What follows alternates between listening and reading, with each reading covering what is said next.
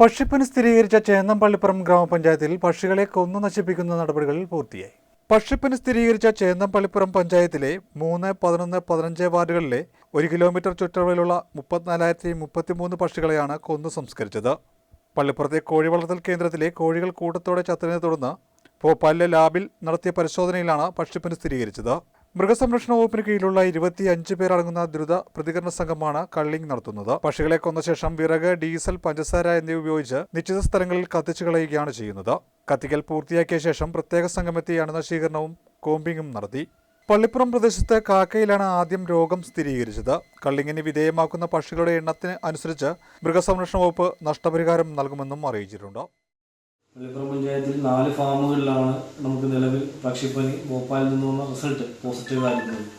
Ward 15, ward 11, ward 3, മൂന്നാം വാർഡിൽ 2 ഫാമുകൾ ഉൾപ്പെടെ അങ്ങനെ 4 പോസിറ്റീവ് കേസുകളാണ് നമുക്ക് റിപ്പോർട്ട് ചെയ്തിരിക്കുന്നത്. കള്ളിങ് നടക്കുന്നത് ഈ 4 ഫാമുകളിലും ഈ ഫാമുകളുടെ 1 കിലോമീറ്റർ ചുറ്റിലുള്ള മുഴുവൻ പക്ഷികളെയും വളർത്തുപക്ഷികൾ ഉൾപ്പെടെ കള്ളിങ് ചെയ്യുവാനാണ് ഇപ്പോൾ നിർദ്ദേശം നമുക്ക് ലഭിച്ചിട്ടുള്ളത്. ഇതിന്റെ വ്യാപനം തടയുക എന്ന ലക്ഷ്യത്തോടെയാണ് ഈ 1 കിലോമീറ്റർ ചുറ്റിലുള്ള മുഴുവൻ പക്ഷികളെയും കള്ളിങ് ചെയ്യുന്നത്.